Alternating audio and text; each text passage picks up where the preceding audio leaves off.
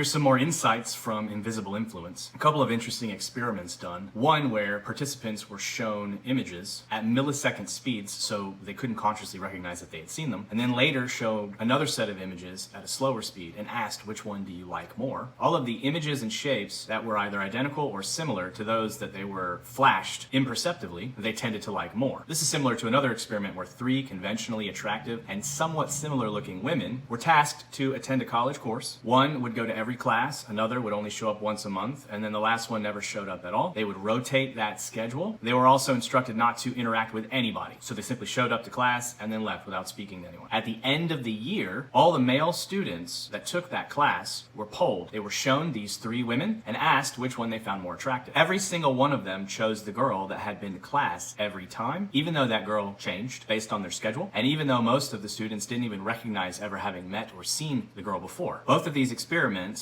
illustrate an interesting fact about human psychology. We favor that which is familiar. Interestingly though, we also like that which is novel. Things that become too familiar over time become kind of boring, and there's just as many studies that illustrate that. So there's this sweet spot in between familiar and boring that is referred to as optimally distinct. Things that are similar to that which we are familiar with, but not exactly the same. So how does knowing this help you as a business owner? Well, there's a couple of strategies that are actually tried and true. One, for instance, is that you take cues from the biggest, most successful brands and you draw inspiration from them. For example, in 1775, the United States Postal Service was born. The USPS, despite all its flaws, established a reputation for being a reliable system for getting mail. So if I was trying to compete with that, it makes sense that I would start a very similar sounding company. UPS, or United Parcel Service, is an incredibly familiar yet different name. Another example, let's say you want to compete with a really popular running shoe brand. New Balance was founded in the early 1900s and had pretty much established some dominance in the space. Nike wasn't founded until the 60s. Notice how Nike's brand name starts with the same phoneme as New Balance. It's very possible that this was on purpose. Another strategy is what I like to call the second to market strategy. See, everybody always talks about how important it is to be first to market. The problem with being first to market is you take all the risk. If it doesn't work out, that's all on you. There is some magic to being second to market. If you're keeping an eye on trends and you see a hot emerging trend coming, it might benefit you to wait until somebody else establishes brand dominance for that trend, and then essentially you can ride the coattails of their efforts, especially if they have a bigger budget than you. That brand is doing all of the advertising, spending all of the money on influencers, on Google, on Facebook, plastering its brand name everywhere. But after a little while, that's going to reach saturation, and most people are going to recognize that product, but they're not going to see that brand as novel anymore. So then you can come in as a unique alternative. Similar product, so you're familiar, but still offer something novel. Anyway, it's just super fascinating how our brains work and how you can utilize that knowledge to convey your business message in the most efficient way. Be sure to like, subscribe, share, do all the things. Thanks so much for tuning in.